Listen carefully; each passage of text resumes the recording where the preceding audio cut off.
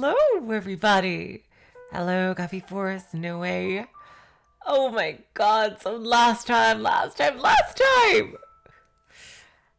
We finally saw the tragic ending of the true story of Michel and Giselle. And, oh god. Damn, that was heartbreaking, and oh, fucking hell. This story is just amazing. I just really grabs you, I think, with the emotion and everything, and just, Giselle, I think, might have, oh god. Anyway, we found out that Michel and, we found out that Morgana is actually real. Oh, hello, Joel Bridge. Welcome to the stream. And that she made a pact with Giselle. So Giselle got to be a magical maid being that is bound to the mansion. Oh, God. I'm going to cry again. Oh, God. Oh, God. I'm bracing for what's going to happen. And she has now been living centuries in the mansion alone because it's been abandoned for so long. Presumably, the next time we're going to see guests is going to be the grandfather of Mel, because they said that Mel's grandfather was the one who had found the mansion the first time. Who knows if it was England to begin with and it moved somewhere else afterward. But that might be something we're going to find out right now. Let's see. I just really want to know what's going to happen the very first time that a guest comes. Right now she's been living in the mansion for hundreds of years alone, basically. I mean, she can talk to Morgana, but Morgana's kind of a bitch. Just like taunting her and things like that. She has the books to read, but like the crushing loneliness, just waiting for Michel to reincarnate. And with the whole same body thing, I think that might have royally fucked him over. Because if my theory is correct and Michel is like that, oh god. Let's get back into it. The year 1400.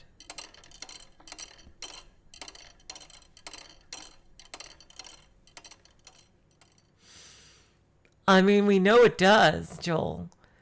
Like, in Mel's story, it's clearly in England. And in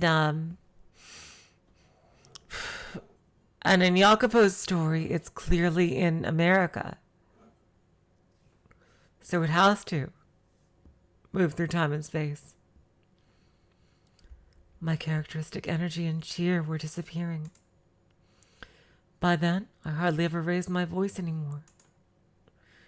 And in response to that change, the witch seemed to treat me a little nicer. On occasion, I thought I could sense her presence nearby. Like she might reveal her form to me from beyond the darkness, instead of only speaking to me. I could feel her sitting beside me.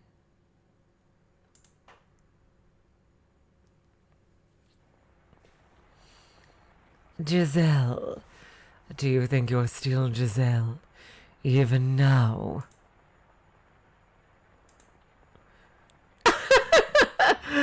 I suppose it doesn't matter either way. Sometimes, I think love and fanaticism are two sides of the same coin. What are you implying? Oh, nothing.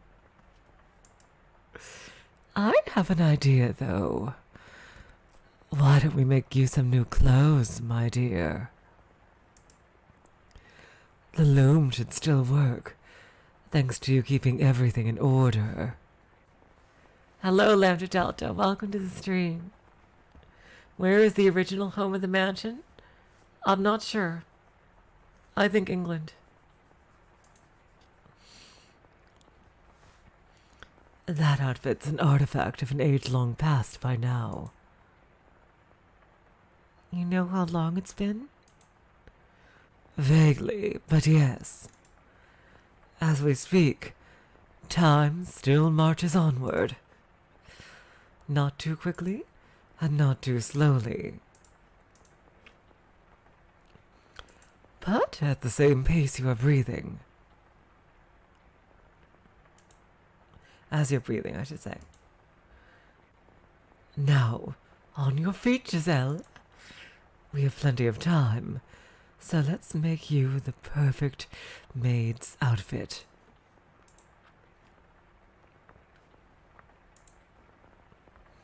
And if we don't have enough materials, we can make more thread from the sheets or curtains. How exciting!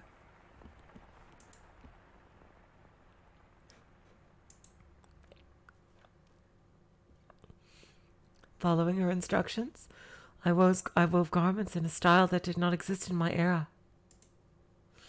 They were quite strange to behold. The old me might have been stricken with fascination by them. But at that point, I wasn't even sure how to rejoice.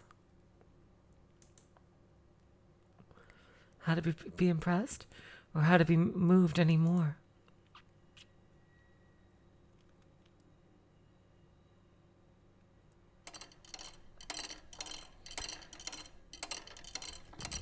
Seriously, Joel Bridges. We're getting close to the time where Mel's grandfather is going to be finding the mansion. It sounds like rain again.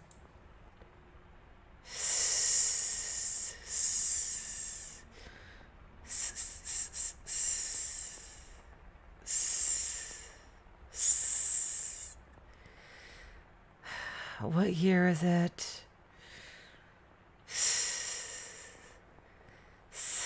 What is she doing? Oh, it doesn't matter what year it is. It doesn't matter where it is. As long as you were there. It can be any time, anywhere. Where are you, Michel? What are you doing? I'm still praying. I'm still wishing for you to appear before me. Forever and ever and ever. And ever and ever and ever. I've been praying for so long. I don't even know how long it's been. Before you left, you said you were going to pray too. You said you hoped we could meet again in another life. I'm not misremembering, am I? Michel, come back to me soon. I love you so, so very much.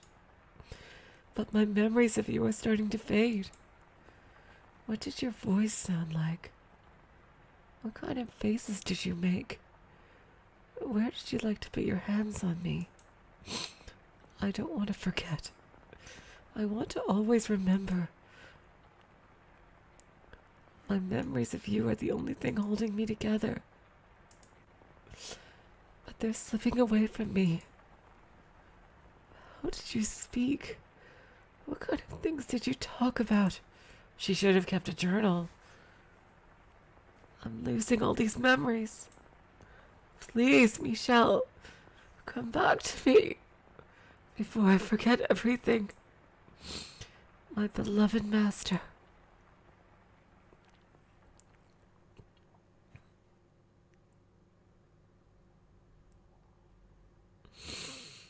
The thought crossed my mind that maybe Morgana's guarantee that you would be reconstructed was just a lie to trick me into staying here. But I quickly discarded it. Because if she had been lying, it would strip all meaning from my very existence. It would take from me my purpose for being here. so I didn't want to accept that possibility. I had no choice but to persevere in my belief that you would return. I had always thought that I would be all right.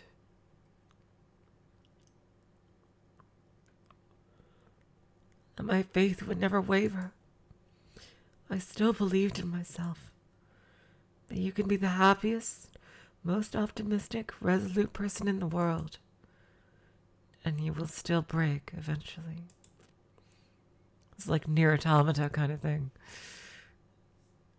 And I was at the point where even the slightest tap would shatter me into fragments.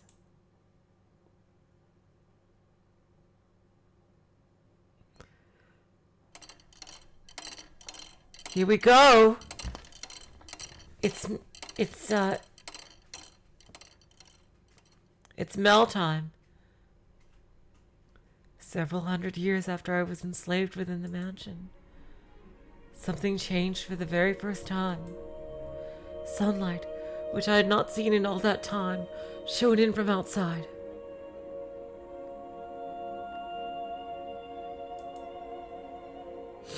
At first, I did not believe it was real. I thought it was a hallucination born of my inner desires. And I thought I must have completely lost it, for my fantasies to have escaped my mind. But it didn't matter if it was all an illusion. The gentle breeze blowing in through the window felt wonderful. The smell of grass, the chirping of birds, the glistening blue sky. It was like 1,000 memories rushing back all at once, as if it brought tears to my eyes, and it brought tears to my eyes. The time has come, Giselle. It's time for you to get to work. And as she always did, the witch's voice crushed my elation, dragging me back to reality. Reveling in the sight of the outside was the last thing I should have been doing. For it was that moment that began my true decline. Work? What kind of work? Have you already forgotten? Oh, good heavens. Do you have your head on straight, my dear? As I said, I need you to watch over the house and show your utmost hospitality to those who show up. Is someone... This is merely an appetizer. It looked like someone's here.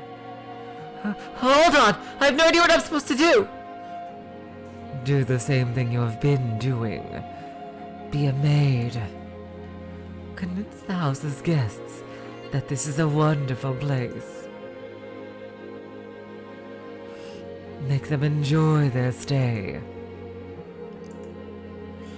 Now go on, shoo. I'm quite looking forward to this.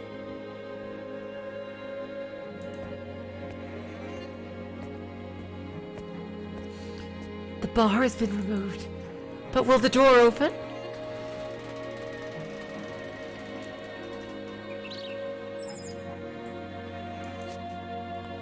For so long, the door had refused to budge.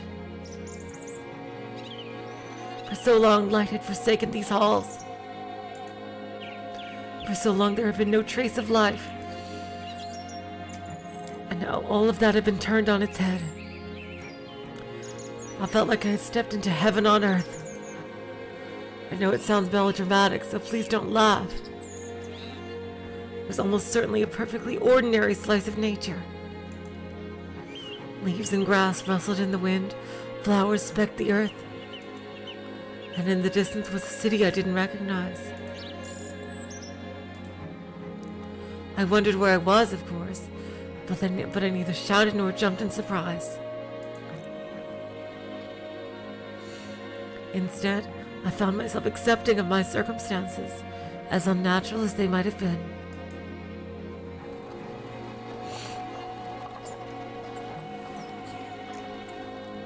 As I was standing there idly before the entrance, a carriage rolled up.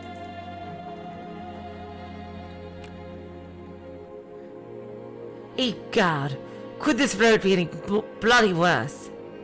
It's in dire need of paving on top of everything else. I'm guessing this is probably not Mel, but I'm going to give this the Mel voice anyway. George Mel voice. And who might you be, young lady? That outfit. He's speaking a different language. Okay, so it's definitely not England.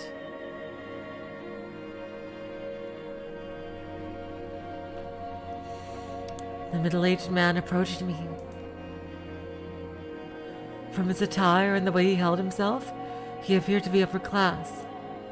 However, the words coming out of his mouth were not in the language I had grown up speaking. Could the mansion have moved somewhere far, far away? Okay, so the first place was probably Italy then. Naturally, I have no idea how such a thing was possible. And the longer I stood there staring at him absent-mindedly, the more incredulous he became. My immediate mission was to overcome the language barrier. Fortunately, I suppose, I was able to understand bits and pieces of what he had said. As merchants in the capital, my family did business with people from other countries, and as a result, I'd learned a handful of words. The problem was, it had been so long ago I had no confidence whatsoever in my ability to hold a conversation. I am a servant. Servant? Can't say I remember asking for a lady servant, but I suppose these things do happen. Doesn't matter much who they sent. Who are you? You weren't informed. Bloody hell. Off to a great start, I see. Well, what can you do, I guess? Oh, okay, so French, I see. Oh, Hayden Rhodes. Okay, so yeah. Name's Hayden Rhodes. Okay, so not exactly the Mel voice for him. Just a retired old man.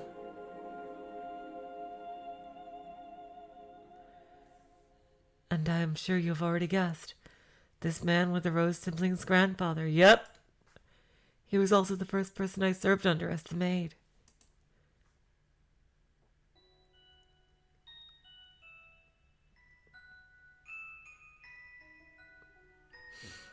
For a member of an esteemed noble family, Hayden was a bit on the eccentric side.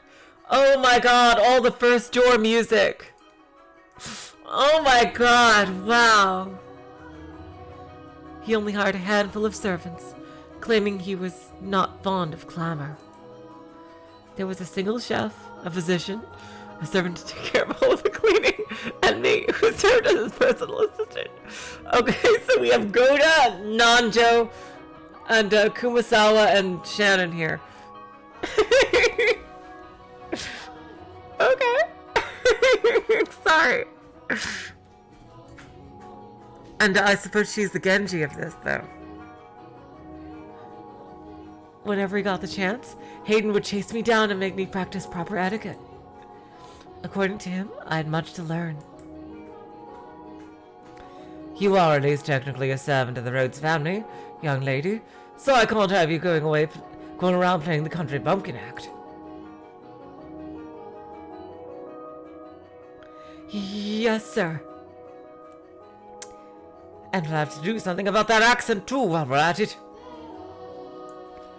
I have an accent? Thicker than bloody molasses. No, I have no interest in sticking my nose into your business, asking where you hail from.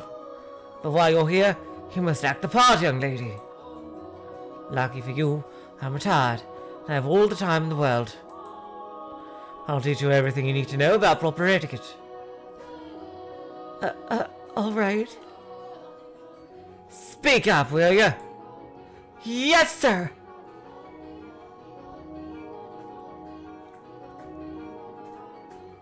Hayden did not go easy on me either.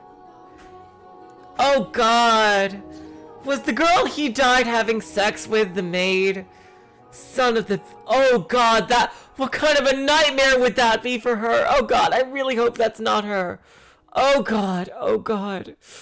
Oh, God, oh, God, oh, God, oh, God, I really hope that's not it. Oh, God, oh, God. Oh, God, I really hope that's not it. I really hope that's not it. Oh, God, oh, God. Oh, God, oh, God. Oh, God. Oh God, please let that not be the case. In addition to my day-to-day duties, I studied etiquette, the language, proper pronunciation, and formal diction.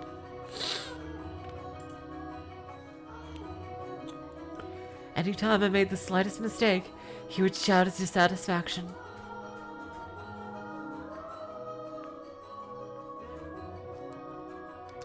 Listen carefully. A servant is the face of the house.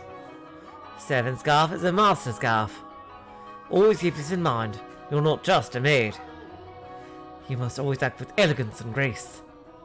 You must always maintain your composure, even if thousands falling down around you. Whatever happens, you'll deal with it quickly and quietly. Your language must be immaculate. No ums or ahs or pauses. For any reason. Yes, sir. No stammering either. Sorry. Bloody hell. You're not going to make this easy, are you? Whose idea was it that a country bumpkin would make a good servant? I'd like to give him a piece of my mind. I'm not from the country. Not even slightly. I was raised in the capital. Is that so, eh? Prim and proper city girl, are you?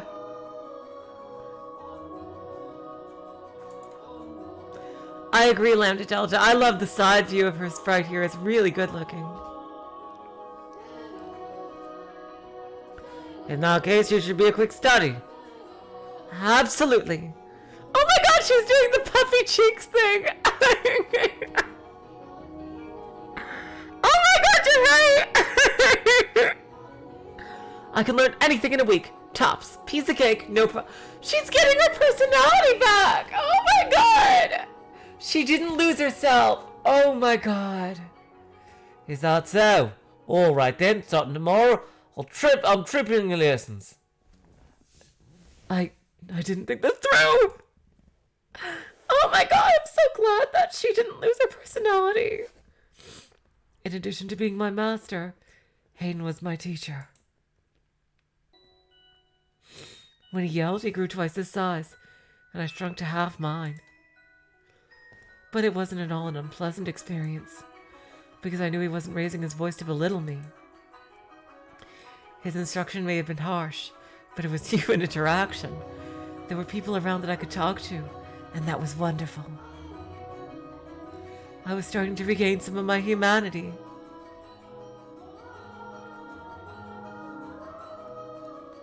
Unlike me, you still got a long life ahead of you, young lady. I don't know what kind of life you've lived, but I can't imagine it's been all that easy.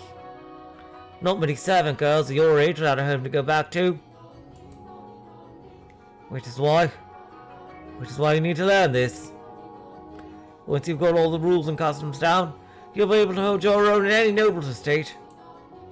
You shouldn't have any trouble keeping yourself employed. He's being really nice right now, which is kind of worrying me. Oh boy.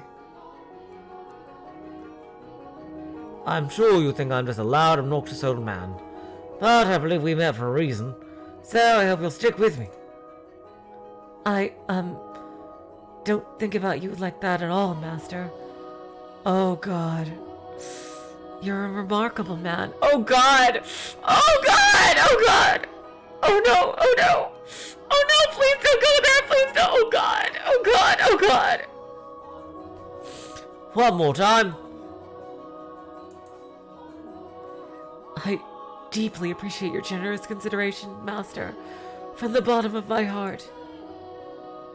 Aye.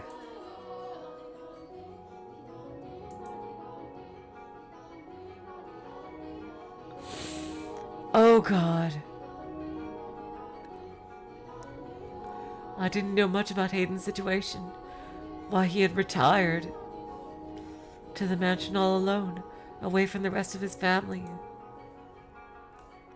But anytime I asked about them, he would say, "It happens sometimes," with a melancholic frown. Before long, 2 years had passed. By that point, my etiquette had improved enough to satisfy his high standards. In that time, the mansion underwent a number of decor changes, as Hayden brought in sculptors to work on different areas of the house. He also sealed off rooms that were not in use, such as the observation tower and the chapel. It was a sad thing, seeing areas with so many memories for me falling into disuse. But as a mere servant, I had no say in the matter. In addition, Hayden seemed to greatly enjoy renovating the house, so I watched him warmly. The furniture was all gradually replaced. Gorgeous paintings hung on the walls, colorfully patterned curtains installed. The rose garden! Oh God. Had a brilliant rose garden planted. These roses come from all across the world. Nowhere else can you see so many different varieties in one place. It's beautiful. Did you know that in the city, people are starting to call the mansion Rose Manor? Rose Manor? And to think there used to be nothing but weeds here. Amazing how much has changed. I never thought I would see this garden turned into something so beautiful. Are you fond of roses, young lady? Oh no! Oh no! Oh God, oh God, oh God, oh God, oh God, oh God! Yes, red ones especially. Red roses mean a great deal to me. Oh God, I am so scared to... Oh God!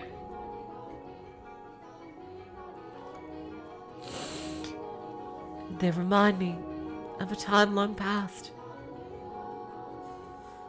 Given one as a gift, were you? No, I believe I was the one who gave the rose. So red roses are a symbol of my feelings. They're very precious to me. I gave you a rose as a gift. You plucked it from its stem and placed it into my hair.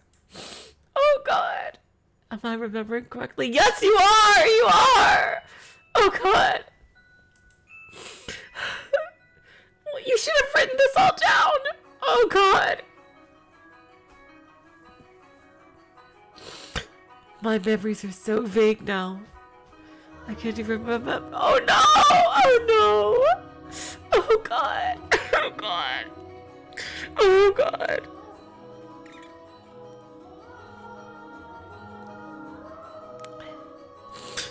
I can't even remember the look on your face that day.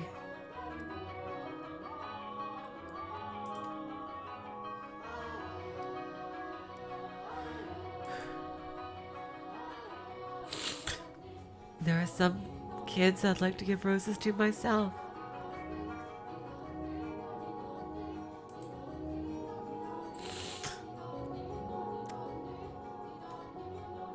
Oh, that was Hayden. Sorry.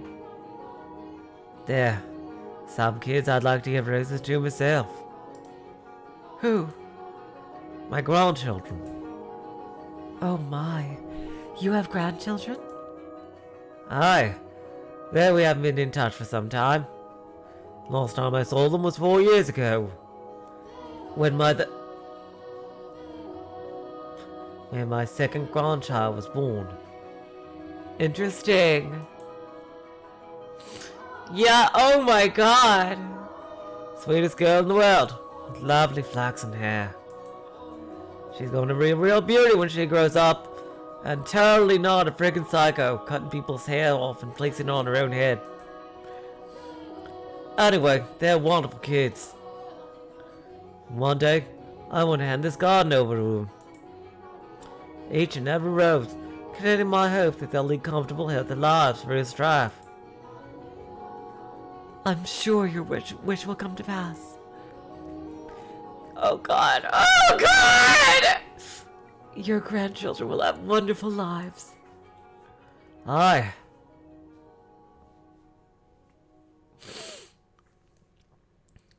The grief of not having you around still weighed heavily on my mind. But I was slowly approaching contentedness. Life with Hayden was slow and uneventful, peaceful and relaxing. I imagined my heart was seeking anything to alleviate its pain. And I found that in the beautifully remodeled mansion, the garden blooming wildly with roses, and my time with Hayden. I was even beginning to think this life was enough for me. That I would be okay with this being the end, if it meant more of the tranquility I felt. I was like a coward, considering giving up the fight. Please do forgive me for ever considering such a thing.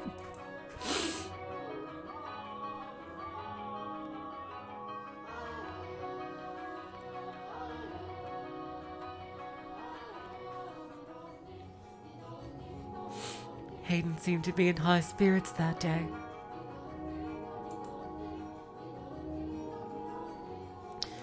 A gift had apparently arrived from his son, who lived far away. In it was a tea set, some leaves, and a small jar of sugar. Miss! How can I be of service, master? Brew me up a pot of this, would you? Careful not to steep in it for too long. You want to get it just right for the best flavor. As you wish, master. You seem quite pleased. Psh, why would I be? The boy's shown his old man for years, he sends him a paltry gift on a whim. I'm just entertaining his fancy.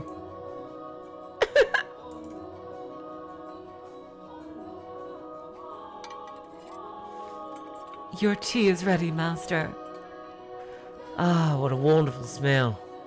Tea and roses are life's best damn spices. Now, let's see what that boy chose for me. If it's no good, I'll be sure to write him an angry letter.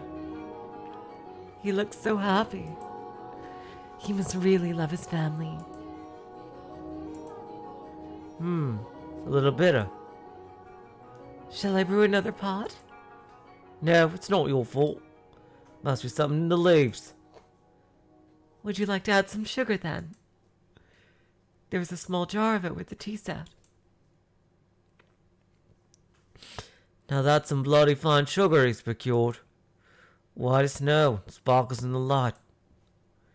He chose it just for you, master. Bloody hell, what demon possessed him?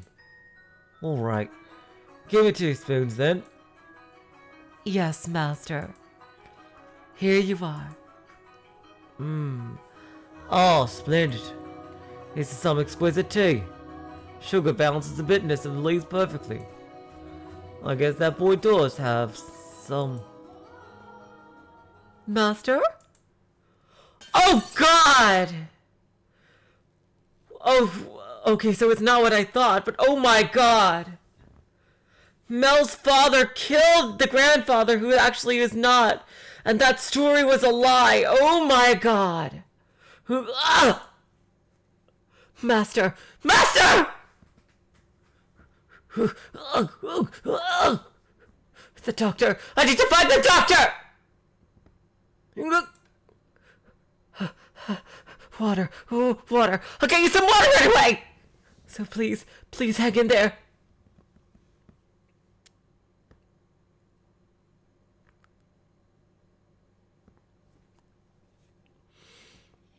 Oh my God. Oh, he survived. Okay. Thanks to the quick treatment provided by his personal physician, Hayden survived. But he didn't make it out with much more than his life. Oh my God. He was permanently bedridden by the affair. Evidently, the sugar I'd put in his tea had contained poison. Oh my God. Which had done irreparable damage to his nerves and muscles. Most of his body was completely immobile, except for his left arm.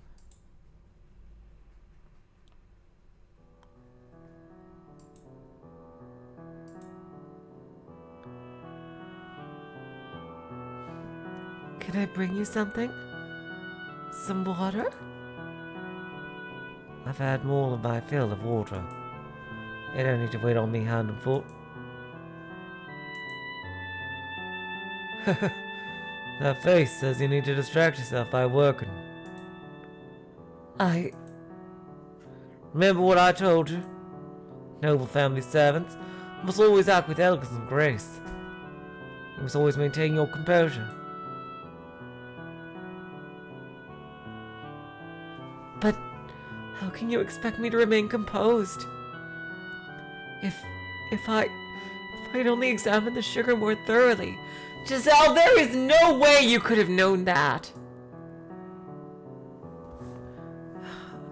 You would have never noticed, young lady.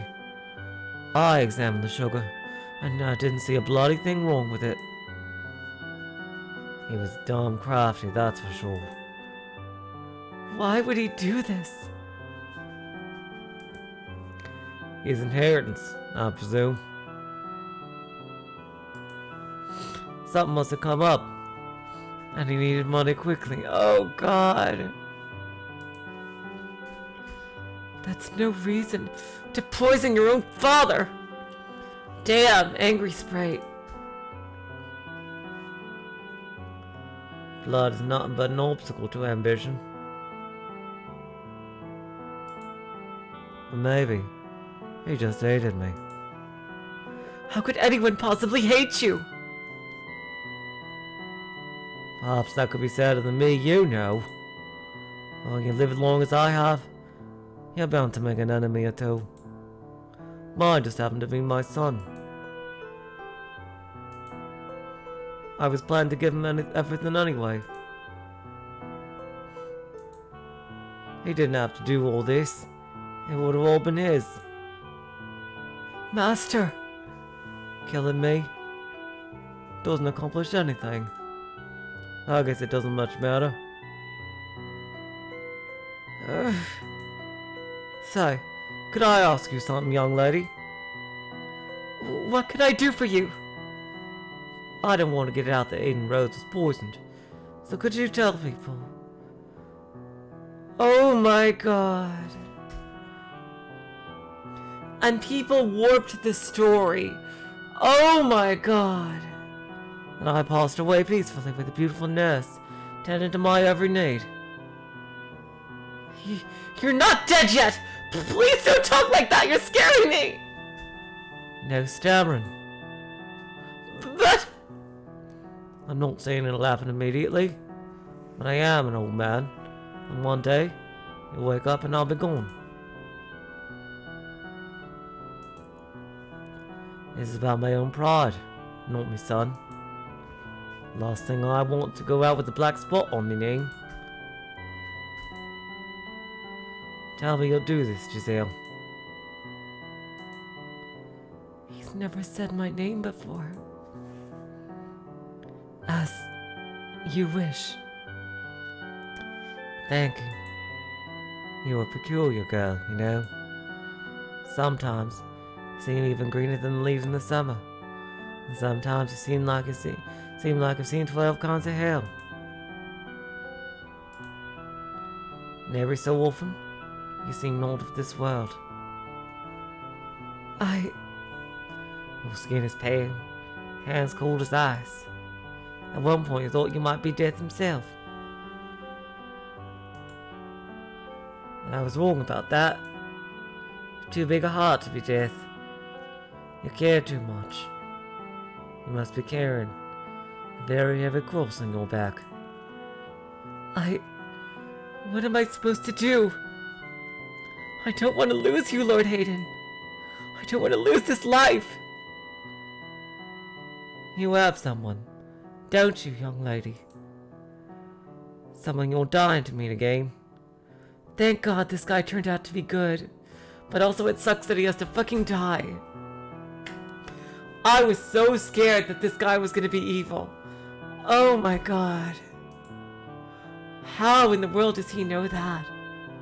Yes, but I don't know anymore. I don't know how long I'm supposed to keep waiting. If something doesn't happen soon, I don't think I can hold myself together much longer. I was so close to breaking down, and it was you who kept me on my feet. I'm sure you've tried to remain strong plenty of times, so I'll give you some different advice. A trick for when you think you're losing hold of yourself. Build a cocoon. A cocoon? A sturdy shelf to keep your weak inner self safe. This world has no interest in protecting you, only swallowing you whole. So you mustn't really expose your true self. You build a cocoon, and you play the role you need to play. Oh, wow. Don't I know that one? Jeez. That way, the real you will remain unharmed.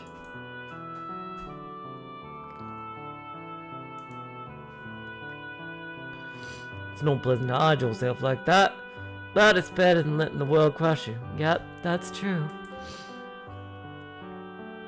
Oh God, yep. But a word of warning, if you spend too long in the cocoon, the real you is liable to disappear forever. You'll be swallowed up by your own protective shell. Oh God.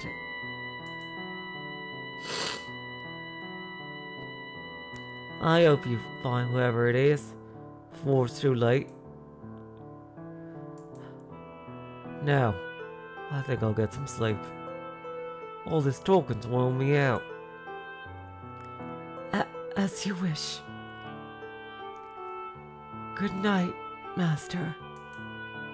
See you in the morning. Aye. See you in the morning, young lady. Oh my God.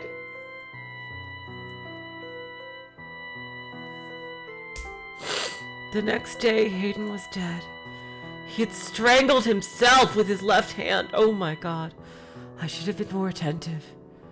I should have recognized how much pain he was in, how much it crushed him to have been betrayed by his own family.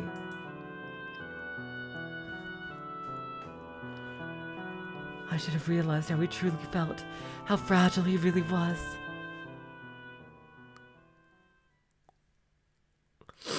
I fell into a hopeless gloom. I could hardly believe that the quiet life I'd finally attained had been shattered in the blink of an eye. Hayden's other servants quickly went their own ways, and I vividly remembered the dirty looks they all gave me. Everyone who knew how he had died assumed I had done it. Are you fucking kidding me? I had no reason to kill him, though, but they had more than enough to believe so, for I had, indeed, been the last person to see him alive, and I held firmly to the story he had asked me to tell. While I was unable to convince the other servants, his family was far more accepting of the story that he had departed for the next world happily. Though that did not make the truth any less heartbreaking, especially since I was the only one who knew it.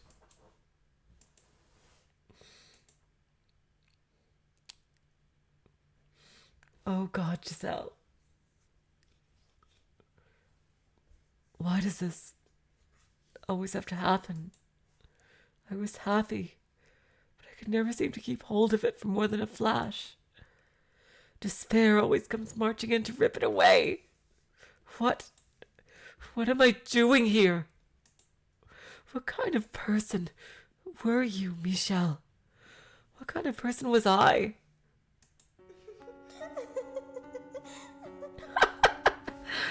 Oh, my dear, you look positively miserable. Why should you despair at the death of some strange old geezer? Morgana. Was Hayden one of those whom you wish to be reconstructed? Ha! I have no interest in that wrinkled bag of bones. And if he was one of them, do you really think I would have let him go so peacefully? Peaceful? You call that peaceful? You call his misery peaceful? I most certainly do. And since you do not seem to understand this, the pain of death lasts but an instant. The worst torture can only be inflicted upon the living. Setting two loved ones against one another, manipulating one into taking the other's life, and then forcing him to live with that.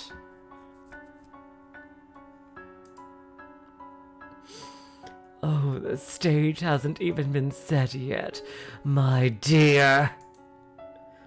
And you would have me play a part in that? Indeed. Wait a minute.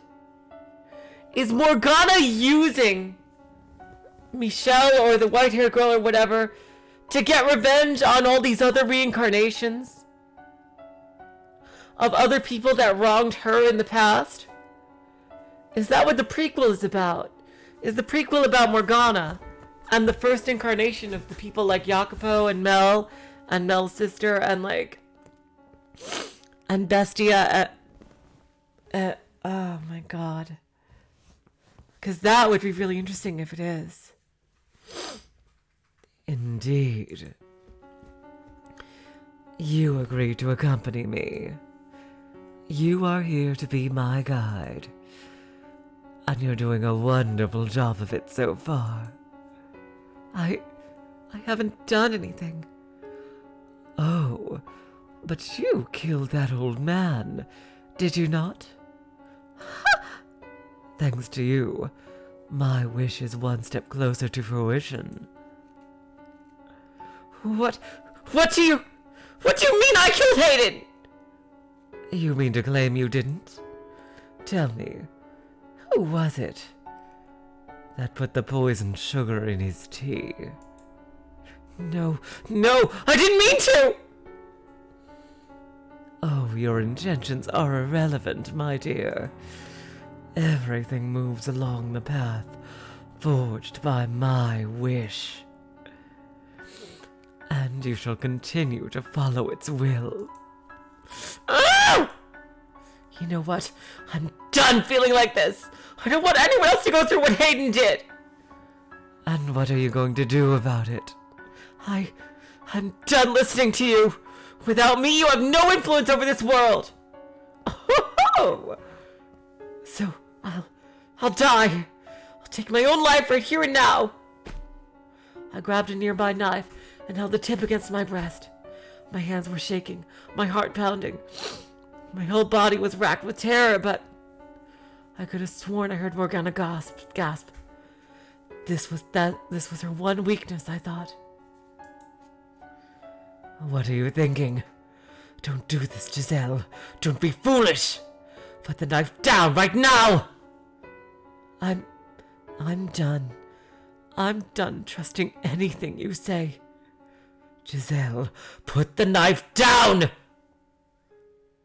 I've missed you so very much, Michel. I've wanted nothing more than to see you again. But if my being Morgana's guide is going to cause other people suffering, then I can't. It's all over, Morgana!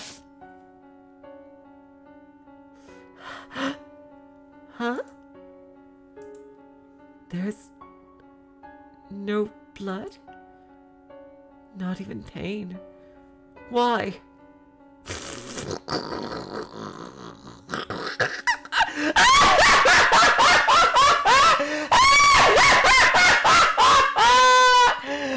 Oh, absolutely brilliant! I told you not to be foolish, but you just wouldn't listen to me.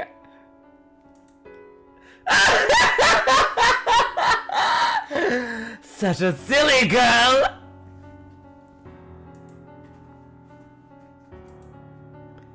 I really am.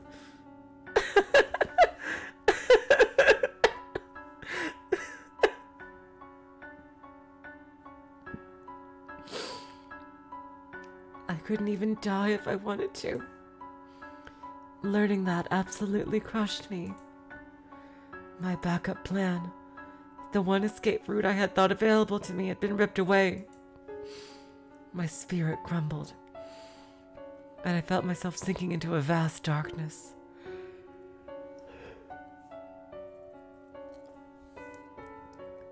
I began losing my grip on myself, which is when I recalled Hayden's advice. Build a cocoon. It was the only option I had left. My final chance at protecting myself. Although ultimately, I was unsuccessful in that endeavor, as you know. But by that point, my mind and spirit had been all but lost. Eroded away by the years of solitude, the witch's whispers, the brief glimmer of happiness, and the eternal, boundless darkness it had left me in. It was in that moment that all light drained from my eyes. And it was in that moment that the maid was born.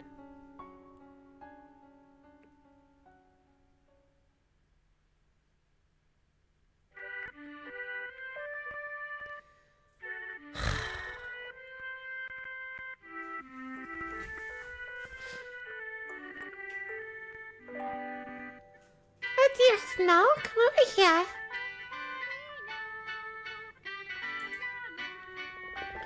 There's so many beautiful flowers.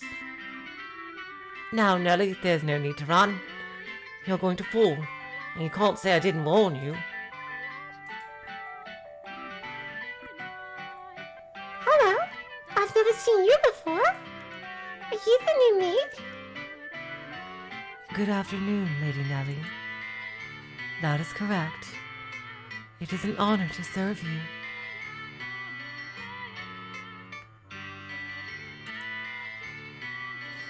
Oh, did you do all this? I did not.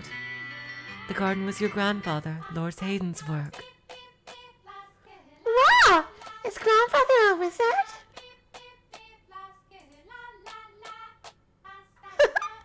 Perhaps he was. I am sure he would be delighted to know you like it. Did grandfather like flowers?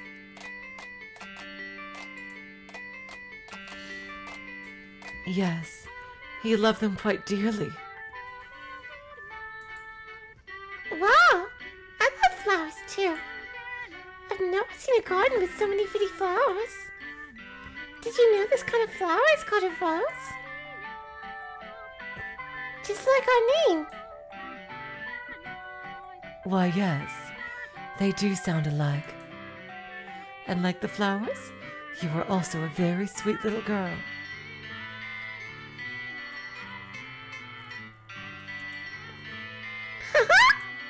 So, what's your favorite color, Rose? I like all colors. Oh, God.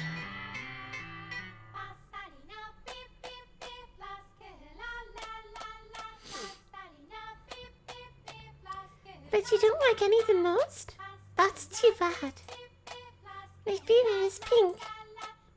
Pink roses are so pretty. Indeed they are. Oh, jeez. There you are, Nellie. Oh, my apologies. Please don't mind my sister. Oh, not at all. We were having the most wonderful time. That's good. I imagine we'll be seeing each other around, so it's a pleasure to... Dear Snow, what's your the inside like? Mother says I'm in my very own room. Oh, slow down, Nellie. I beg your pardon. Here we go, wrapping back to the beginning. The inseparable siblings ran off toward the mansion, hand in hand. It was a heartwarming sight. But the very next moment, when they stepped inside, I saw something else. Oh God, what's going on? The darkness enveloping the mansion seemed to flare up. The open door a gaping maw into its hungry bowels. The whole house looked as though it was cackling. They must be two of the people that the witch wants revenge on.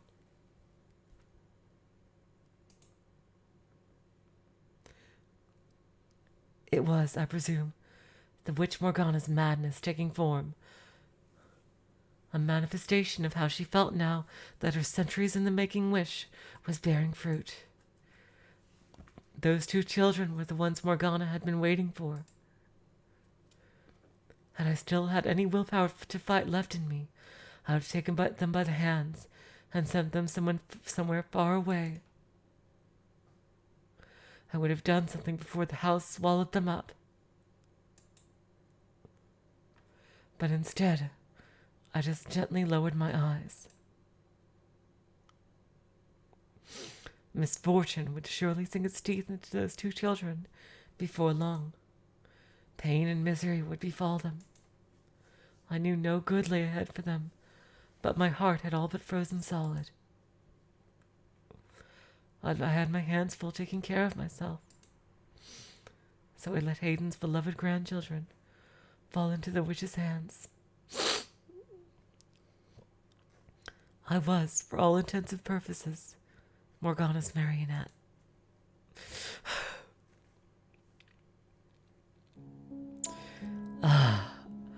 Oh God, this song, wow. At long last, it has arrived! The time I have been waiting for so long has arrived! Darling, devoted Giselle, I know how not to describe for you the fiery excitement burning within me! Oh, I know. I can tell you my story. Tell you exactly what the mild-mannered little boy once did. You'll be open to listening now, won't you, my dear? And you'll surely understand that I am doing nothing wrong. Because you're my ally, my trusty servant.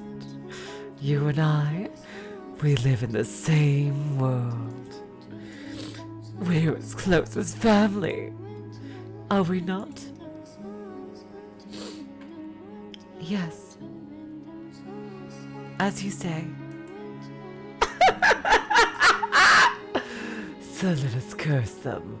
All of them! Let us inflict a pain worse than physical torture on them. Let us put their souls on the rack for all eternity! Curse them, make them suffer. Curse them! Now, listen carefully, Giselle. This is a tale of wicked men, and my curse upon them. Oh! The witch spat her curses for some time. The bile overflowing from her words, the pure, unadulterated hatred brimming within, consumed me more than the horrifying things they described.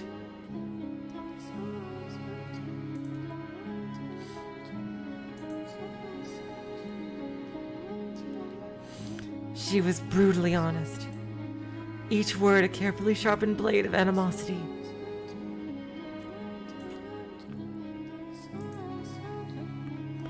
How much bitterness did you have to carry inside you to become like her? How long did you have to feel nothing but hatred to become like her? I felt like if I left my guard down, I would be consumed by her enmity. It would become mine, and I would grow to despise them myself. All the while, I kept my mind on one single thing. That is, what was left of my mind, locked away inside a shell of my own creation.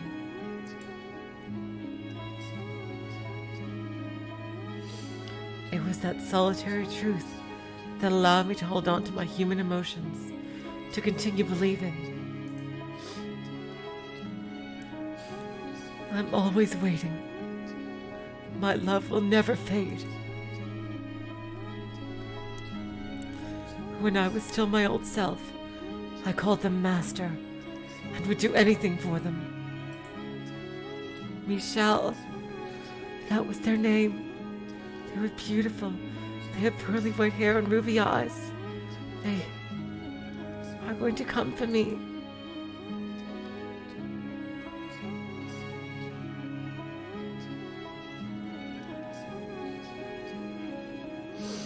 All her memories, oh God. Oh God. Oh, that's not fair. That's not fair. Oh God. Oh God. Jeez.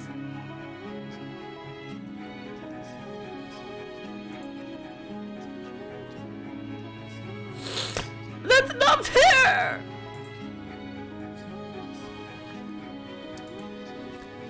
Michel. All I can remember about you is your name, your glossy white skin, your fiery red eyes, and your snow-colored hair. Nothing else.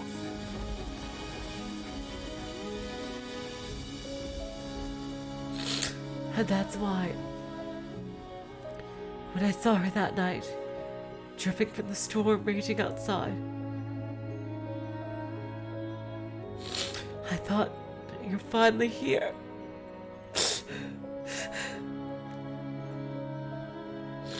Because I didn't remember enough to know any better.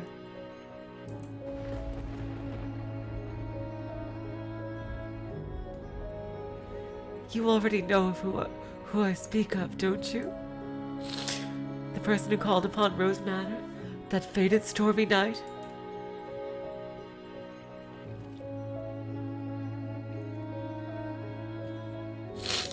The girl with almost translucently pale skin, chillingly white hair and eyes like jewels. What a beautiful girl. Her hair, her eyes, her porcelain skin. It all matches the person in my memories. She must be the one I've been waiting for, if she is.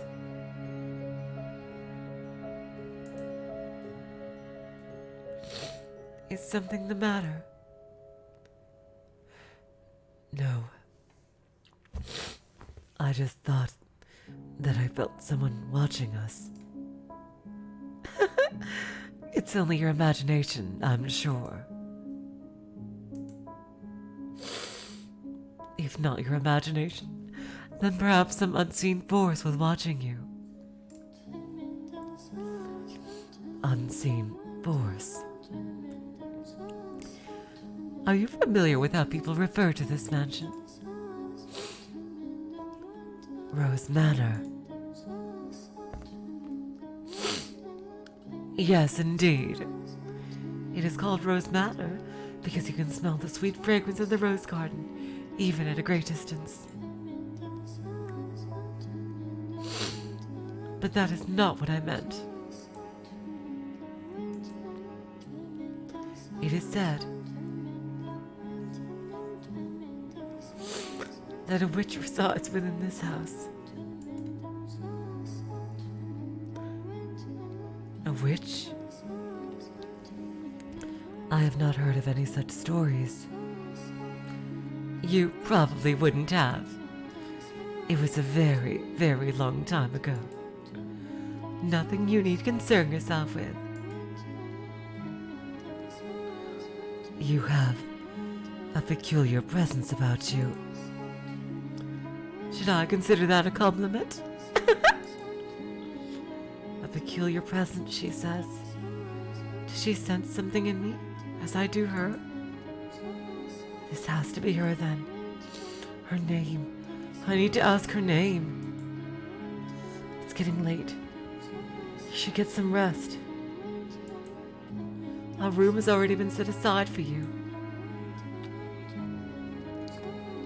But first, may I ask you one thing? Yes. I do not believe you have given me your name yet. My name. My name... Oh my God!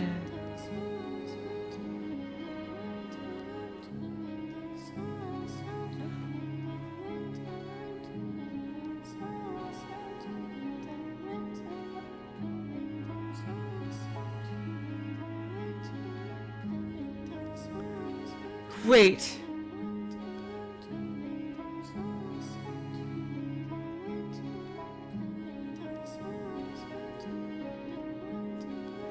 Is it true? Wait.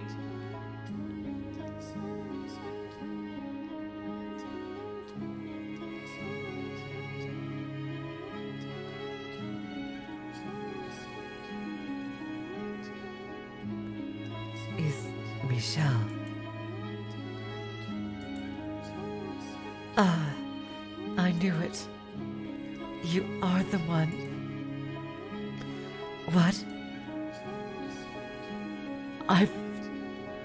Wait. Are you... Wait. Is this really true? Wait, no. Did I get it correctly or not? Wait. Now I'm really confused. Is she mistaking someone else for Michel because of the name and the features? Or is that really him? God, or like reincarnated, like... God damn it. I want to know! You were the one I've been waiting for.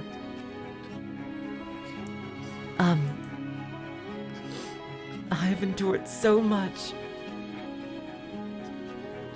in anticipation of this moment.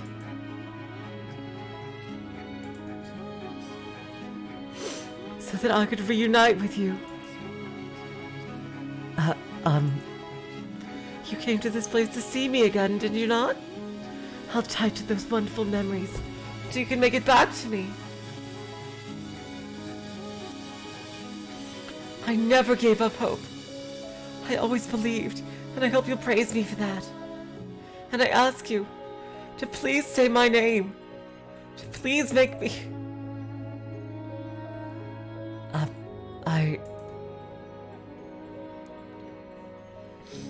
I don't know anything about you.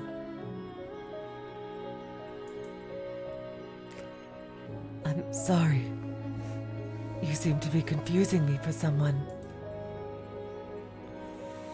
We have never met before now. You jest. You are Michel, are you not? That is my name, yes. But it's a fairly common name. Surely you're confusing me with... That cannot be. The white hair, white skin, those red eyes. And that name, the name of the Archangel. Everything about you is the same. How can you say you're not my Michel? Please, Michel, remember from me! Stay away from me. I'm sorry. I didn't mean to be rude. You would reject me? I'm so sorry. I honestly don't know you. Do you care nothing anymore for the time we spent together? We have not spent any time together. You would deny everything. I'm sorry. I see. So you feel nothing for me anymore.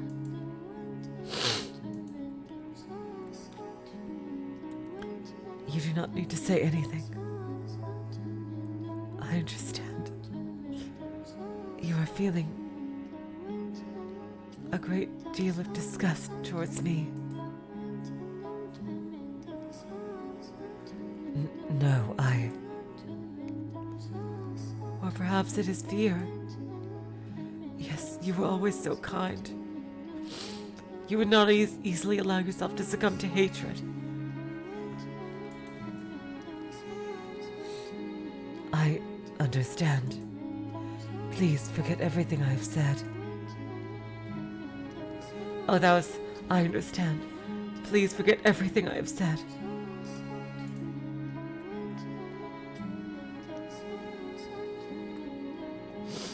Who are you?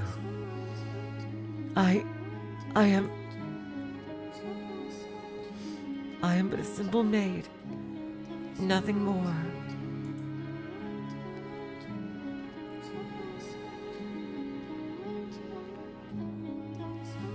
Laughable, isn't it? I no longer recognize Michel as anything more than a concept. Man or woman, elderly or infant, as long as they had white hair, red eyes, and the right name, they were you.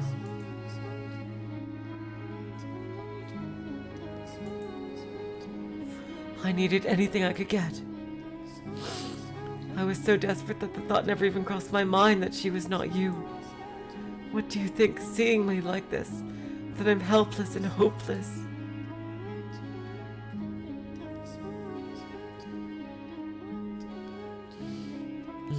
Listen to this, Morgana.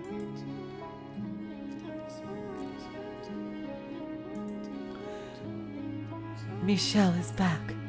She's finally come for me, but she does not remember anything, it seems.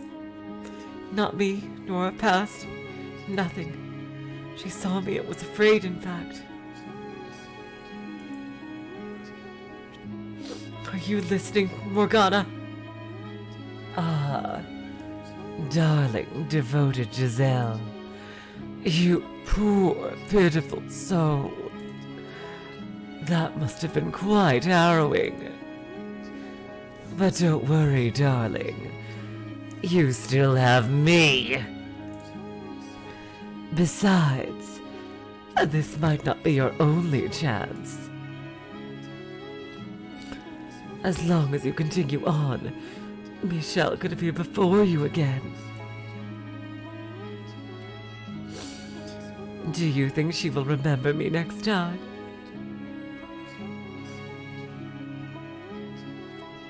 Oh, do you think she will remember me next time? I can't say. That's up to Michel. You do have another option, though.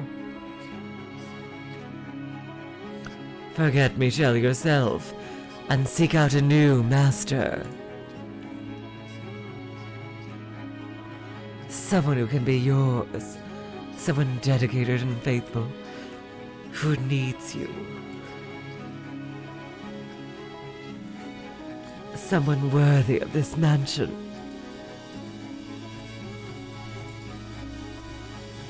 Someone who needs me? That's right. Michel didn't need you after all.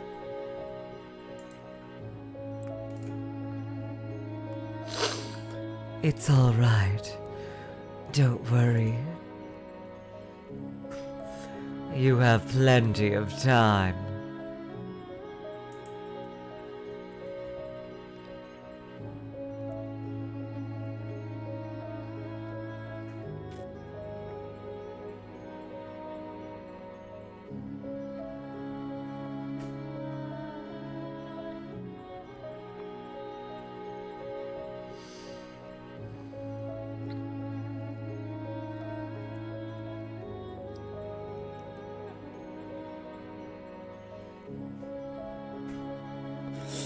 Oh boy, here we go with this.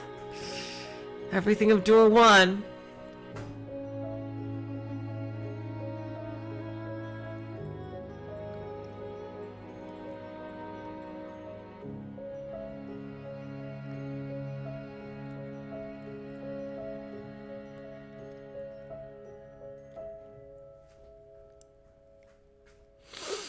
Oh boy.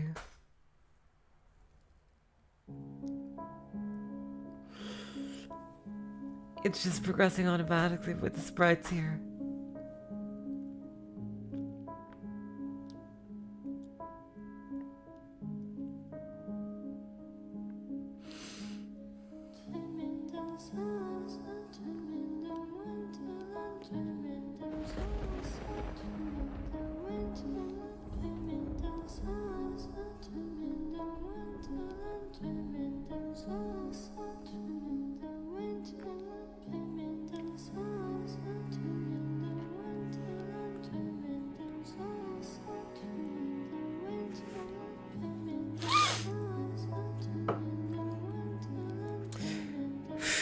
Yep, and here's the end of door 1.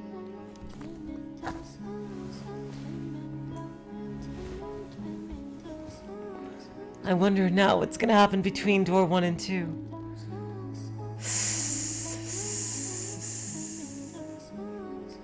It's raining again today. I kind of wonder what happened to him after he fled from the mansion. Although, I suppose it doesn't matter much to me. The witch is surely watching him. Such a dreadful storm.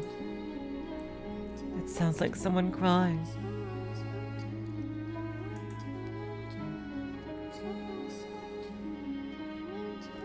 I was, at that point, completely out of my mind, broken.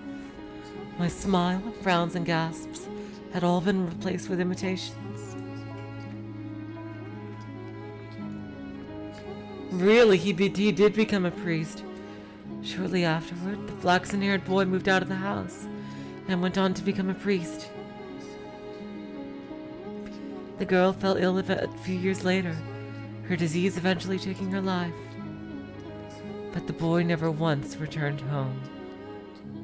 Oof, oh God. The Rhodes family crumbled. I couldn't bring myself to grieve for them, or to reflect on Hayden's sorrowful end.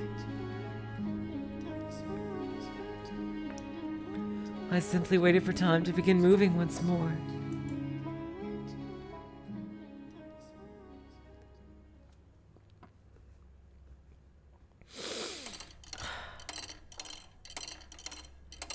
Here we go. Time for Bestia.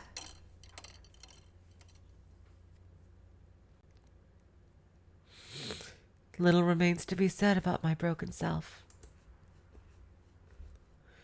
But as I started before we began, this is the Maid's Tale.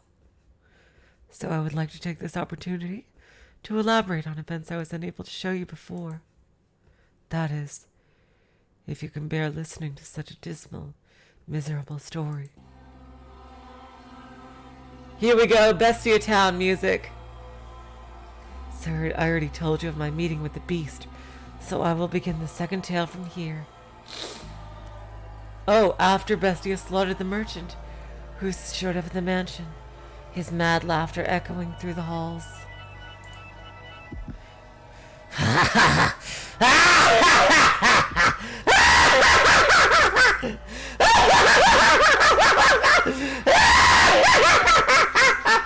Yes!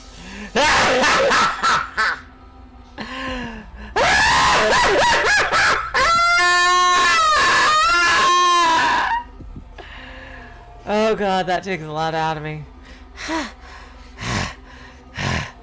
Hey, did you hear that?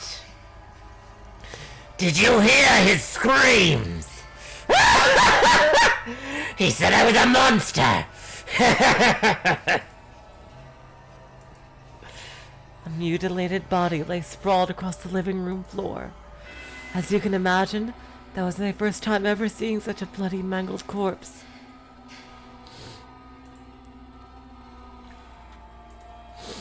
I could not look directly at it, so I averted my eyes. Hey, you saw it! I just proved that beasts are stronger than humans!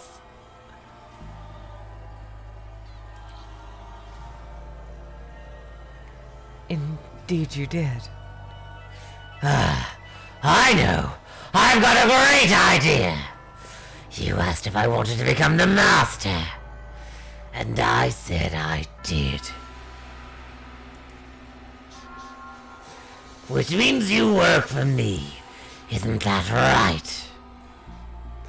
So you'll do whatever I tell you to do, won't you? What would you have me do? Chop off his arms and legs and make a stew out of him. Oh my God. And don't you hesitate, or you'll end up like him! Yes, Master. He's trying to assert his total dominance over me. That's not proper behavior for the master. Although, I am the one who offered him the role. Fuck. Do it. He's an utterly mad beast. But am I really all that different? There's blood all over my hands. It sounds like someone's laughing. Is it him? Or is it her? No matter what happens, it won't affect me. The cocoon is not the real me.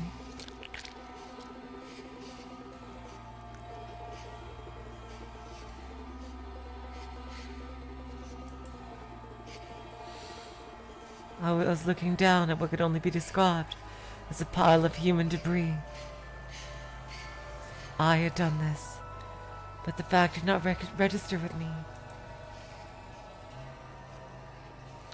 I felt nothing at all. Not regret, not anger, not sorrow or despair. Put it on the fire. He said he traded in spices. That should give him a very unique flavor. How am I supposed to work with this? I was quite simply puzzled. No one had ever made such a request of me in my hundreds of years at the mansion. That's all I was. Puzzled. But he interpreted it as hesitation or fear. So he grabbed me by the shoulder, knocked me to the floor, and skewered me with that curious blade of his.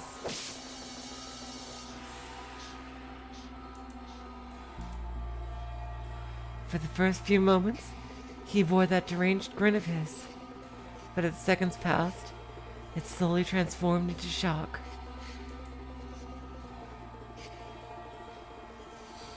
Not a drop of blood spilled from my breast. And the instant he realized it, I saw revulsion in his eyes. Him, of all people.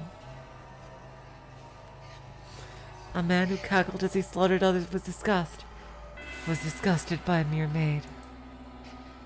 It was absurd. So much so I almost wanted to cry. You. Is that all, Master? Are you not going to dismember me? You could try stabbing my face, or my neck, or my stomach, or any other part of me. Maybe then I might die.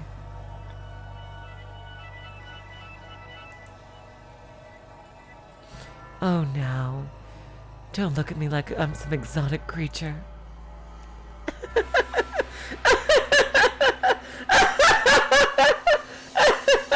Stop that! Quit laughing! Why should I? My only distinctive feature is my smile. I have nothing else. My hands are covered in blood, but I can still smile.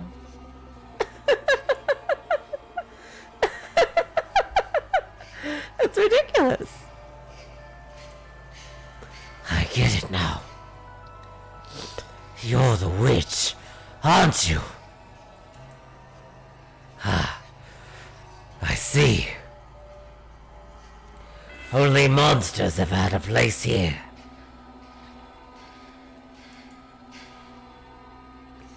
Every so often, I hear a woman's voice in my head. That's you, isn't it? You're the witch!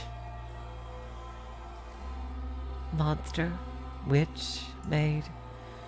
What am I? Who is Giselle? Michel said she was spirited, true to herself.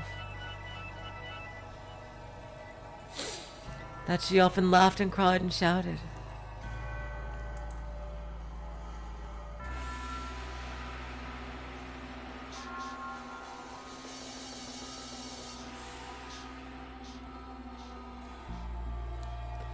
But I don't know anyone like that. I'm just a maid. Nothing more than a servant. The woman's voice he had said he heard was probably the real witch's. But I had no interest in that. I almost would have preferred not having to think about anything at all. Nothing would cause me to waver if my head was empty. A world without joy or sorrow sounds quite wonderful.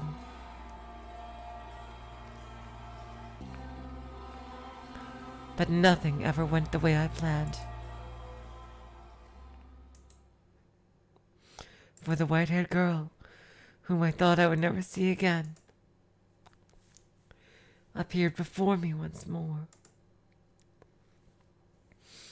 I was quite nearly in a panic.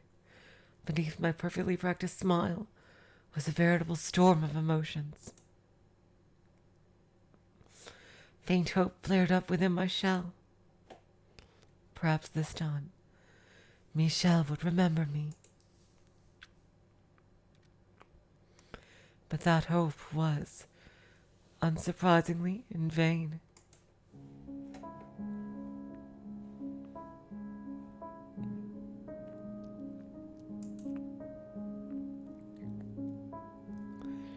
Is someone there? Yes, I came by to ask if there was anything you needed.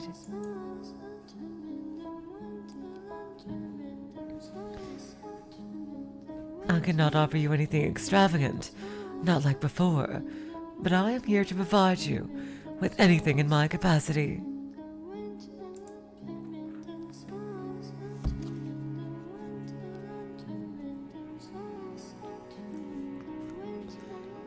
I appreciate the offer, but I need nothing.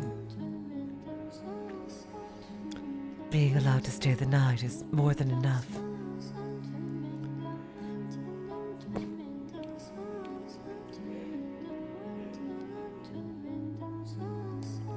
Do you work here in the mansion?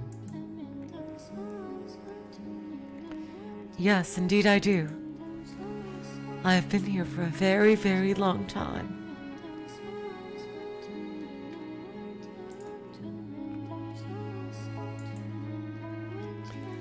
A very long time. You might think this is an odd question, but have we met before? Oh my God! Something about you seems familiar.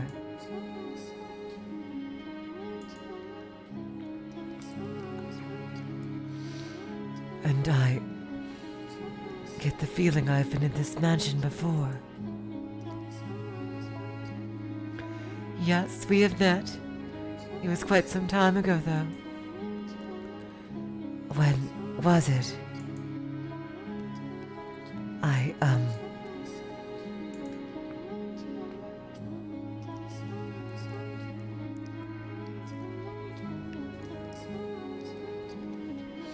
It was an unimaginably long time ago. Do you remember a boy and girl with flaxen hair? Flaxen hair. I apologize. My memory fails me. Do you not remember me either?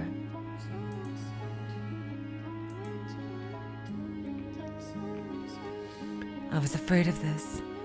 She doesn't remember anything this time either. But I will not be so pushy this time.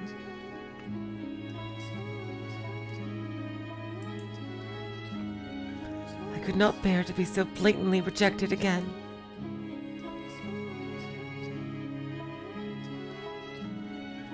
I see. You should probably not push yourself to remember then. There were joyous times, and there were less than joyous times. But would you be so kind as to answer one question? What might your name be? My name? My name is Michel. Oh my god.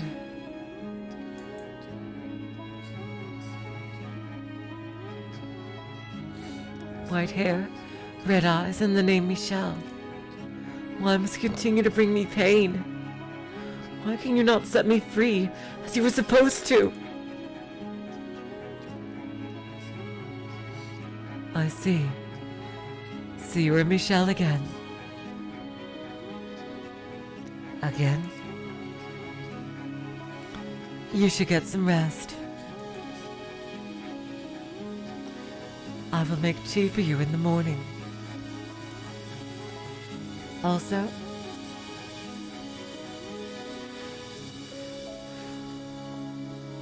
go on. Close your eyes.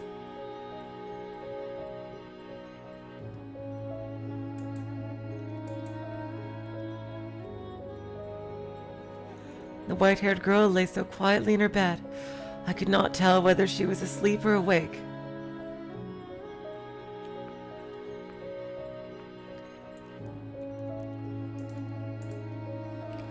Even the sound of her breathing was too faint to hear.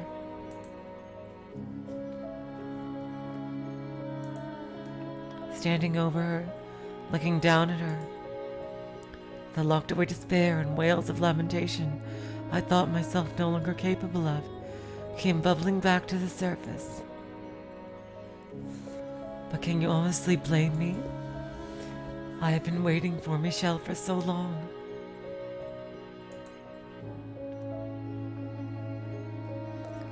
She was the one thing holding me up.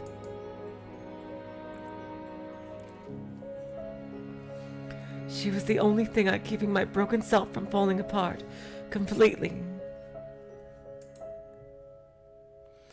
Yet she claimed not to remember me. Did you pity her, having to go through tragedy after tragedy? But every time she showed up, she said she did not know me, bringing me more and more grief. I have been waiting for hundreds of years. Waiting for her for so long, my mind slipping away with every passing day. Waiting and waiting and wait. My apologies. I have to be careful, or I'll slip back to what I was then. If you weren't here holding my hand now, Tell me, you are Michel, aren't you? That's a relief to hear. Yes, thank you, I'm alright. Oh god, that's heartbreaking. Do you think I'm as metal as I feel? Let us return to the tale then. Oh god. Oh god.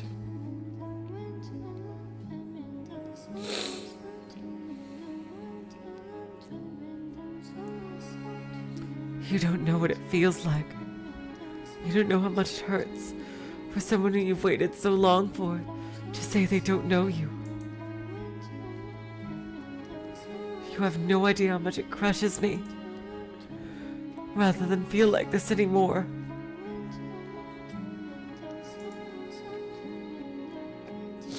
Maybe I should just end it all with my own hands. I reached my hands out towards her slender neck. I was not an especially strong woman, but I thought even I would be able to suffocate her with relative ease.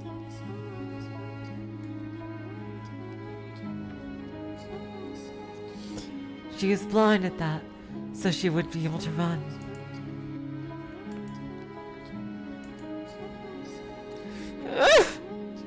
However, that was the one thing I could not bring myself to do. I can't do it.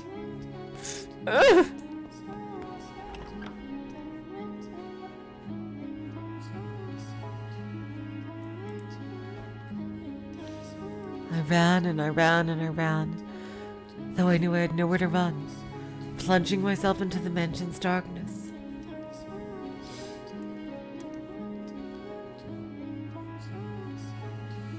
I did not want to be there any longer. I did not want to have anything to do with her.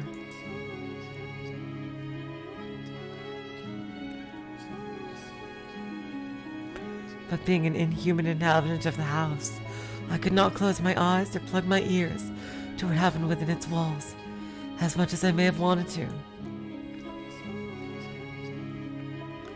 It didn't matter where I was. I had no say in the matter.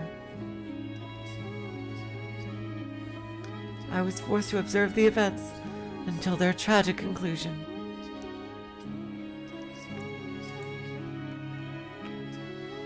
Twisted, bloody madness. Their wretched wails creating a whirlwind of misery. When it was all over, Morgana cackled like a little girl.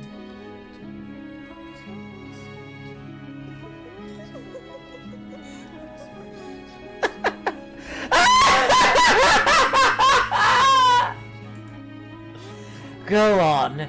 You have a laugh too, my dear. There's nothing in the world better than this. He was a beast through and through, and what a fool he was to think he could become human. I love it! He destroyed everything he had with his own hands, and then he couldn't even manage to mourn for it. Quite the unfortunate fate, wouldn't you say? Go on, laugh with me! Laugh with me, my darling, devoted Giselle! Michel is dead too, though. You're worried about that tiny little detail. She'll show up again, of course. So you don't need to worry about a thing. You don't need to feel bad about any of this carnage. Rest easy, my darling, devoted Giselle! If you say so, then I shall not be concerned. Yes, that's good. Laugh! Laugh, my dear!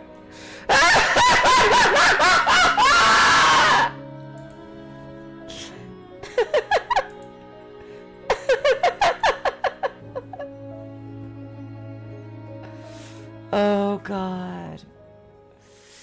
Oh, God.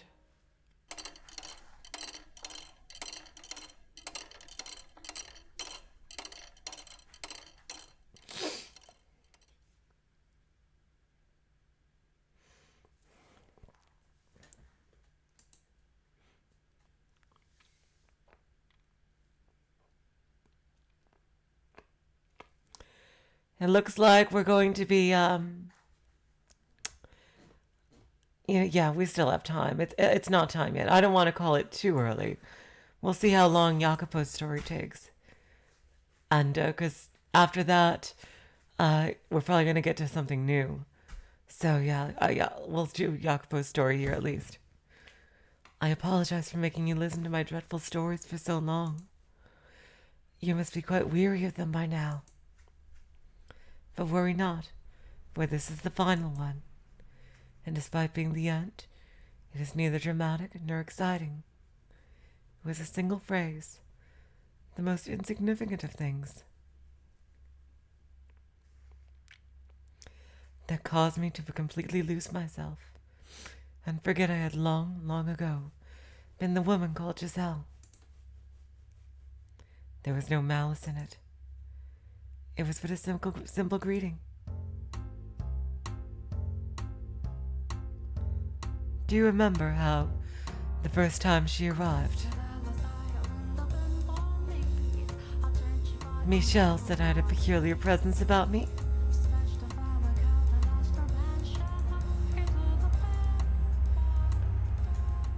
She felt something there between us. And the second time, she said something about me seeming familiar.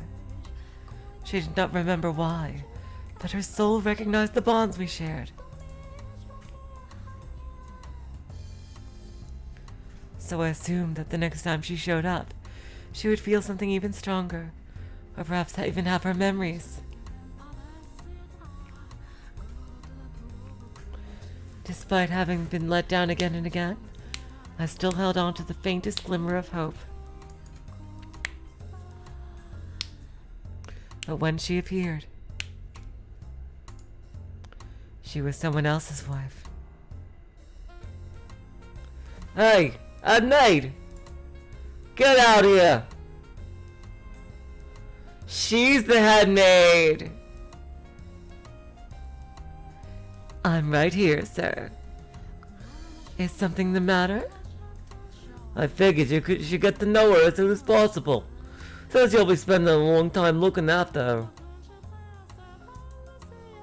Hey, get out of here! Christ, there's not a goddamn confident bone in your body, is there?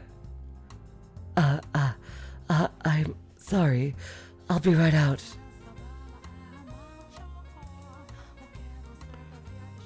Me.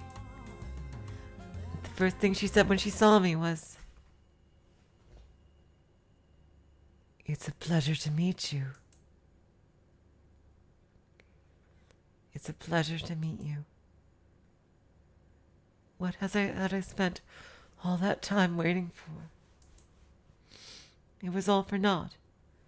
It was all meaningless. In this era, she felt nothing at all for me. In retrospect, it makes enough sense. But for me at the time, that was the end."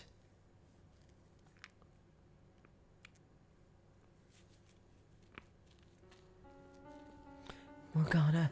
Morgana! Cast me into darkness! Make me a formless being like you! I don't want to be here another second! I don't want to look at her ever again! Morgana! Morgana! Please listen to me! I'm begging you!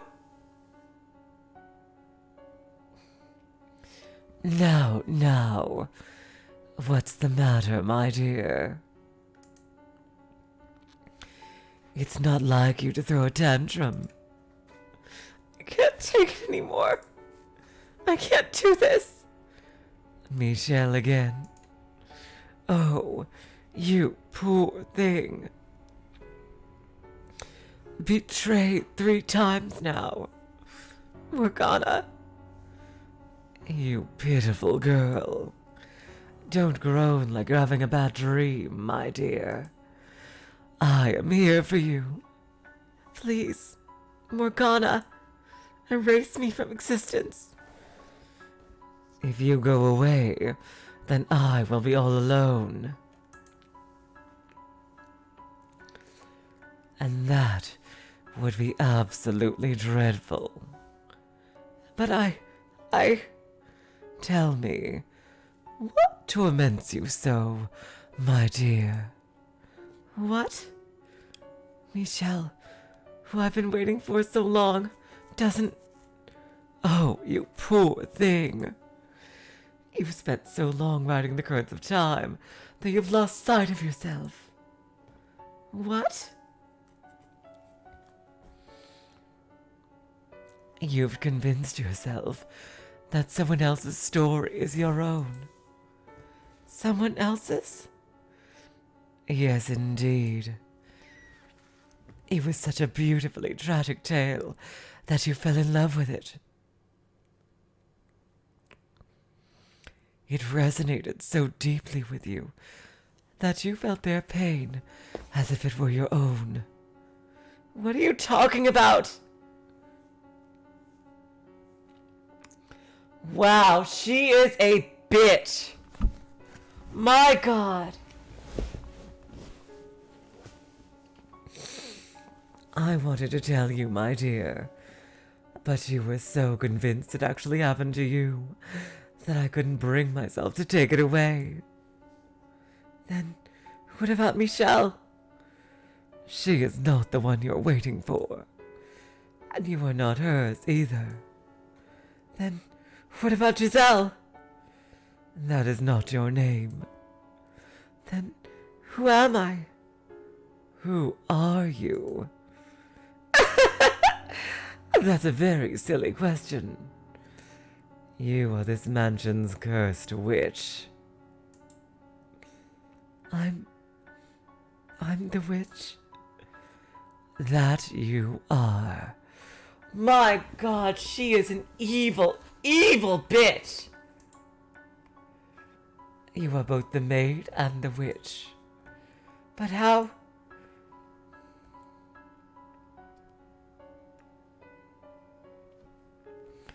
Do you truly believe that someone who has eternal life, who doesn't bleed when they're cut, and who can smile no matter what happens to her, isn't a witch?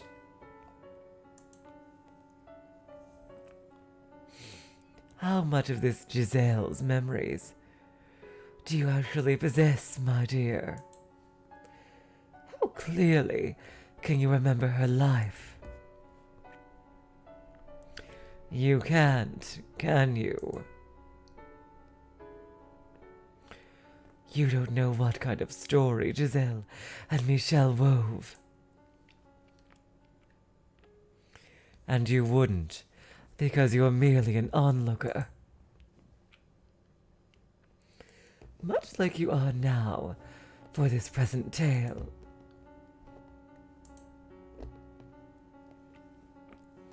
And by contrast, how much of the witch's story do you know? You should know it very well. Then who the fuck are you? Yes, but that's because you...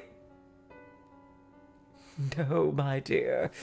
My telling it to you is not the reason. The details are rooted deep within your memory. Then I'm... That's right. You are the cursed witch, Morgana. But you... I am you.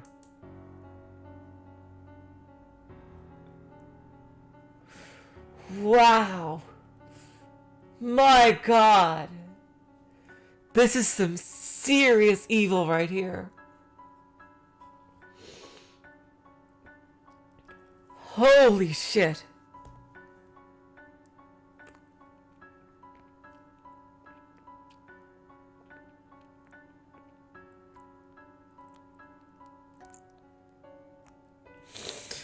Damn. Damn, my God. I'm just taken aback here for a second. Holy fuck.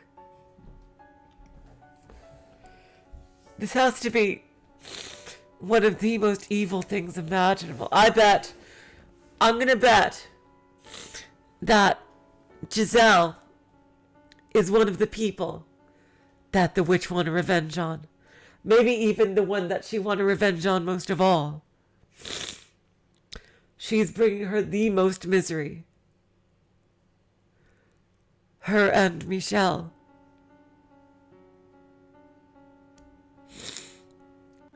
She keeps saying that she wants revenge on all these people. I bet Michel and Giselle were probably two of the freaking masterminds behind taking her down or some shit. They were probably the people that she wanted revenge on most. You split into two because you refused to accept who you were. Think about it. Have I ever shown myself to you?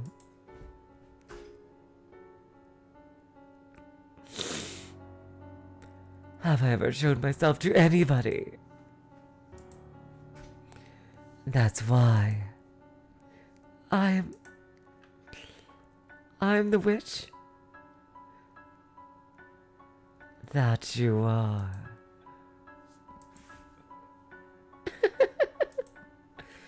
I see. It all makes sense now. Oh God, oh God. Oh my God.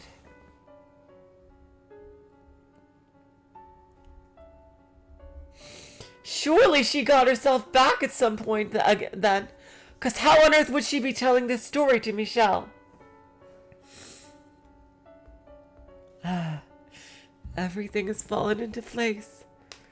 There's only one thing I still don't understand, though. The story I was so enamored with. Giselle and Michel's story. What kind of story was it? I would be glad to tell you. You look like you're ready to know the truth.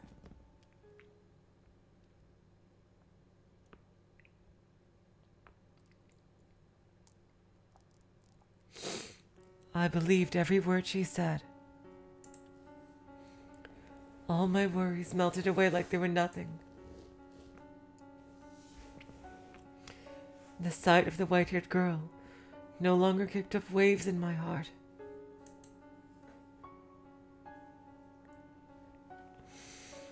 In fact, I found myself wishing for her to find happiness. My God! This is terrifying! This is some terrifying brainwashing. Oh my God.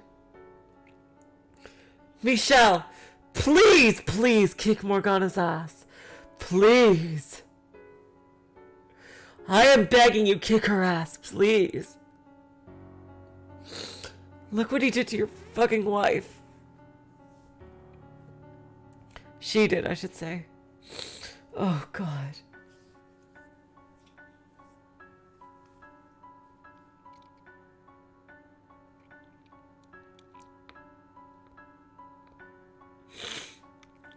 I was an observer, watching and hoping for the best.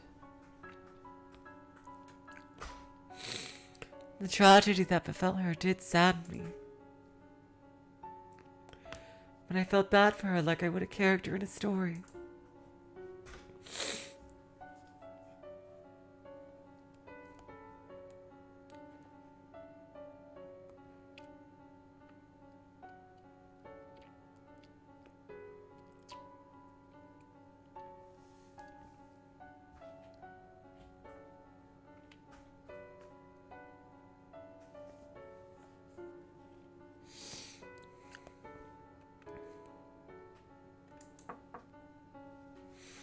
I brought you your medicine, Master. Thank you. Just set it down over there. Yes? What are you staring at? My apologies. I was simply musing about how much time has passed. I can hardly believe it. It's been 40 years since you were a bright young businessman. And you haven't aged a day. Why, thank you. I am a witch, after all. Well, I don't much care what you are. You could be the Grim Reaper for all I care. You'll still work harder than anyone else. May I ask you a question, Master? What is it? Why have you not returned to your homeland? I thought it was a place quite dear to you. I can't wait for her. Back there. Do you still believe she will return? To a degree, I understand how difficult it can be to wait. Though for me, waiting now brings more joy than pain. With your lifespan, Master, it will be the pain that wins out.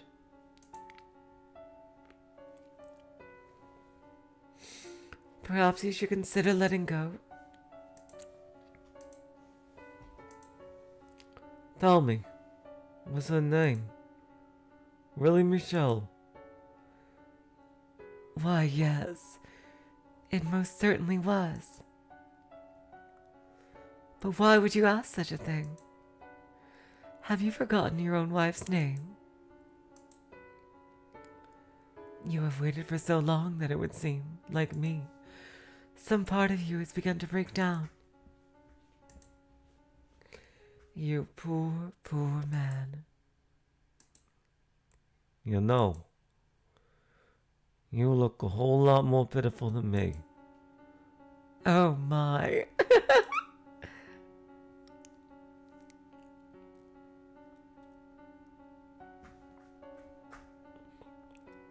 Oh, there you are. What is you in such a flurry, my dear? You're a noble servant. You must maintain your composure at all times. The master! What about him? He was found deceased in his chambers. The doctor just came out. He said it was his ailment. And I've seen the master knew his time was short, for he left a will, asking not to be given a funeral. I see. I feel kind of bad for him, though. Not only did he not have anyone his side for his final moments, he didn't want to be sent off at all. Isn't that sad? It is for the best. There is not a single soul in this world left who could send him off.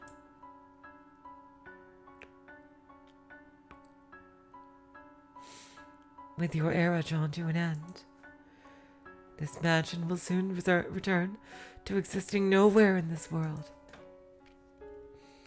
I wonder what the next one will look like. I wonder if misfortune will befall her once more. That would be quite regrettable. Perhaps, if I could convince her of her tragic fate, she would be willing to disappear from this realm with me. Oh my God! And if she wishes to fight that fate, perhaps she will become my next master. Calling her master seems inappropriate, but I cannot think of a word that fits better. I eagerly await the next era. Please do not keep me waiting for long, master.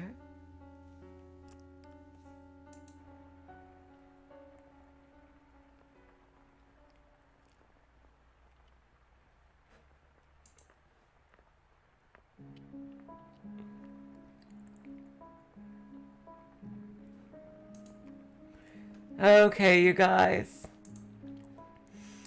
Unless, like, I don't know if there's, like, a little bit left, but... Oh, I'm almost at the end of the door. Thank you, Dexter. By the way, welcome to the stream. Okay. Thank you. Okay, I'm almost at the end of the door. I was wondering that. Thank you.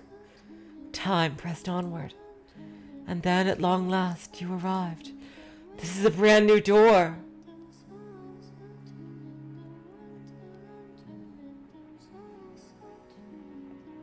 She looks so different. Oh, splendid. You have finally awoken.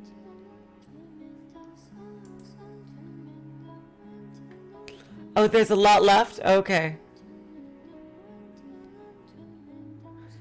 I have simply been waiting so long for this moment. Tending to the mansion all by my lonesome. Ensuring it was ready for your return, master, whenever that time may be. When I caught sight of you through the window, my heart fluttered.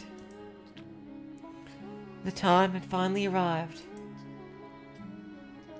Oh my, you do not know who I am? Do you not know who you are either? That is quite the predicament.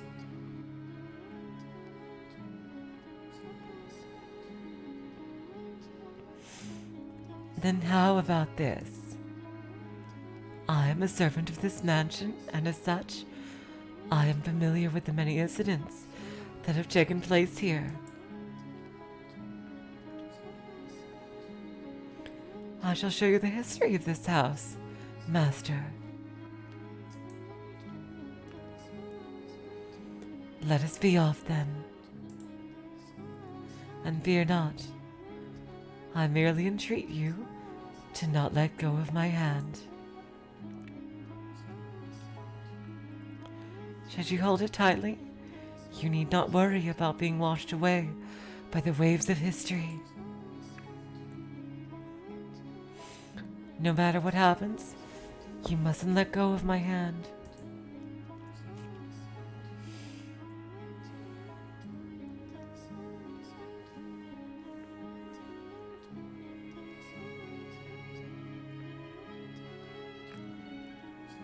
No matter what happens, no matter what you see, never again let go of this hand.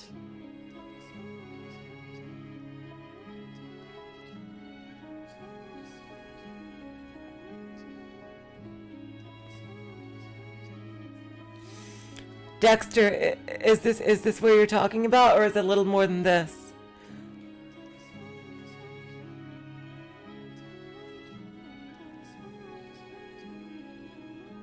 Do you know, Dexter? Or Guppy Force? Either of you. Do you know,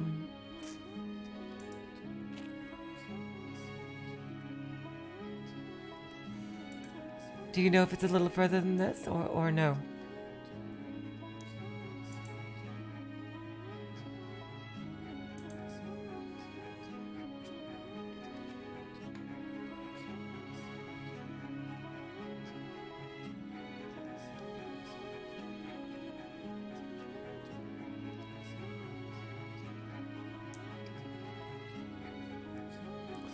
I can stop here? Okay. Okay, guys.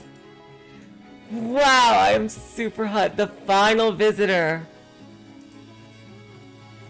Yup, okay. Damn. I am super hot. It looks like we're nearing the end game. It looks like we are nearing the end game. Oh my god. Wow.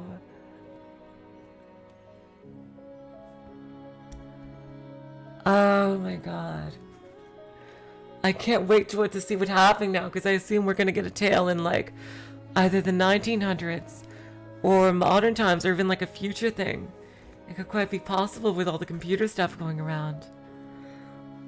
Oh my god, I really, oh, I'm so excited, jeez, but we are going to continue this on Thursday. And tomorrow, by the way, we are starting a brand new Higurashi console arc. So if Yoigoshi wasn't your thing, then, look forward to this one. I heard it's pretty iconic as far as console arcs go for Higurashi. So yeah, we'll be continuing this on Thursday.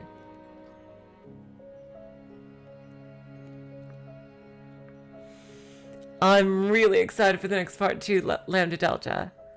So until next time, I will say, so long, farewell, auf Wiedersehen, good night. You are all the sweetest of hearts. See ya.